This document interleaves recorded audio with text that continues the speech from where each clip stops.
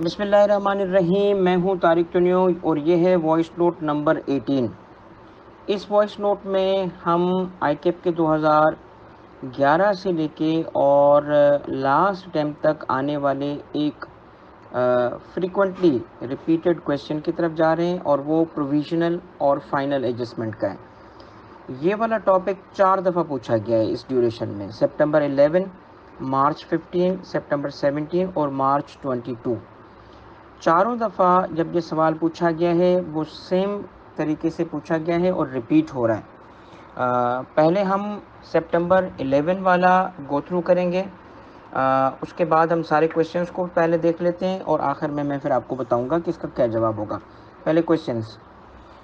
सितंबर 11 में आईकेप ने question number 7 के पैरा बी के पार्ट 3 में इस सवाल को पूछा है और पैरा बी है कि mister Gohar has recently been registered under sales tax act 1990. He is engaged in export and distribution of consumer products. Before filing the first return, he wishes to obtain advice on the following matters. और फिर जो number 3 है इस पे है, इसको advice चाहिए concept of provisional and final adjustment पे।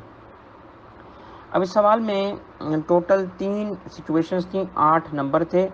इस हिसाब से ये 2.66 मार्क्स बनते हैं। मार्च 15 में फिर ये सवाल है क्वेश्चन नंबर 8 और इसमें para D. Salim is registered under sales tax act 1990 and is engaged in the business of export and distribution of electronic appliances. Requirement है कि under the provisions of the sales tax act and rules made there under advise Salim on the following matters. और यहाँ पे serial number D है, concept of provisional and final adjustment in relation to apportionment of input tax. अच्छा, अब ये जो मार्च 15 है ये फिर एग्जैक्ट सेम लैंग्वेज में जो रिपीट हो रहा है 17 और 20 में।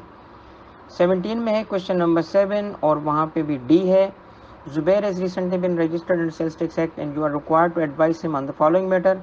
और पैरा डी है concept of provisional and final adjustment in relation to input tax. फिर सेम चीज़ रिपीट हो रही है 20 में, मार्च 20 में, under the provisions of sales tax. Question number 7 है, पैरा बी है, under the provisions of sales tax act 1990 rules made thereunder discuss the following concept of provisional and final adjustment in relation to apportionment of input tax. अब basically ये सवाल 4 दफ़ा repeat हुआ है। अच्छा, इस क्वेश्चन में 2 बातें पूछी गई हैं, एक कॉन्सेप्ट ऑफ प्रोविजनल एडजस्टमेंट और उसके बाद फाइनल एडजस्टमेंट, मगर इन रिलेशन टू अपॉर्शनमेंट। अच्छा, अब अपॉर्शनमेंट से रिलेटेड जो कुछ बुनियादी बातें हैं जो आपको उसको लिखनी पड़ेंगी। वेटेज क्वेश्चन का अगर देखा जाए तो तकरीबन सेम है चारों अटैम्प्ट में।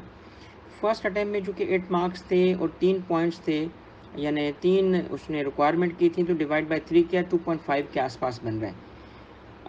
15, 17 और 20 में जब ये पूछा गया तो हर दफ़ा 2 नंबर का ये सवाल पूछा गया। तो इस तरीके से अगर देखा जाए तो इसके अंदर जो मेन पॉइंट्स आएंगे वो ये होंगे कि प्रोविजनल जो in relation to input tax provisional adjustment ये होती है कि हम एवरी मंथ सप्लाईज अगर मोर देन 1 टाइप की हों, जैसे टैक्सेबल सप्लाईज और एग्जाम्प्ट हो, या अगर टैक्सेबल में भी स्टैंडर्ड रेट और ज़ीरो रेटेड हो, तो फिर जो input tax residual input tax होता है, रेजिडुअल इनपुट टैक्स किसको कहते हैं, जो एलोकेट ना हो सके, जो स्पेसिफिकली किसी मखसूस सप्लाई में एक्सक्लूसिविटी के साथ यूज़ ना हुआ हो, ये रेजिडुअल इनपुट टैक्स को अपोर्शन किया जाता है on the basis of values of supplies for the month. और इस तरीके से जब हम इनपुट टैक्स को एडजस्ट करते हैं every month on the basis of sales detail sales figures for the month, तो ये प्रोविजनल एडजस्टमेंट कहलाता है। फिर ईयर एंड पे आके एनुअल फिगर्स की बेसिस पे जो एक दफ़ा एडजस्टमेंट की जाएगी या अपोर्शनमेंट की जाएगी वो कहलाती है फाइनल एडजस्टमेंट। इसका मतलब ये है, थोड़ा कॉन्सेप्ट समझा दूँ, कि जब हम हर मंथ सेल्स करते हैं, जैसे हमने कोई रॉ मटेरियल परचेज़ किया, मशीन परचेज़ की, तो वो उस मंथ जिस मंथ हम परचेज़ करें उस मंथ की सेल्स की बेसिस पे ही अपोर्शन हो जाती है। तो मुमकिन हो कि ये ट्रूली रिप्रेजेंट ना कर रहा हो। अगर एक मशीन परचेज़ की जो ईयर एंड पे आके हमें पता चलता है कि ये टैक्सेबल में ज़्यादा इस्तेमाल हुई, एग्जाम्प में कम इस्तेमाल हुई, मगर उस मंथ में जब हमने परचेज़ किया था एग्जाम्प की हमारी परचेज़ ज़्यादा थी, या एग्जाम्प्ट की सेल्स हमारी ज़्यादा थी, तो इस वजह से जो अपोर्शनमेंट हो रहा होता है मंथली बेसिस पे वो ट्रूली रिफ्लेक्टिव नहीं होता, इसलिए इसको प्रोविजनल या टेम्पररी का करार दिया गया है और एनुअल बेसिस पे इसे एडजस्टमेंट को या अपोर्शनमेंट को एक दफ़ा किया जाता है और उसकी वजह से जो एडजस्टमेंट्स होती हैं वो फाइनल जो है होती हैं।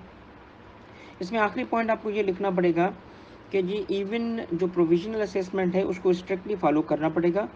Wrong application of formula simply because कि वो प्रोविजनल है इज सब्जेक्ट टू पेनल्टी। ठीक है, ये नहीं होगा कि उसको कहा जाए कि प्रोविजनल है तो चलने दें निकलने दें, कहा नहीं, उसको फॉलो करना पड़ेगा। अगर वो उस फार्मूले को फॉलो करेंगे जो हमें लॉ में गिवन है, और क्या है वो फार्मूला कि रेजिडुअरी इनपुट टैक्स रेजिडुअल या residuary input tax multiplied by a particular type, जैसे टैक्सेबल एग्जेम्प्ट या zero rated divided by total sales.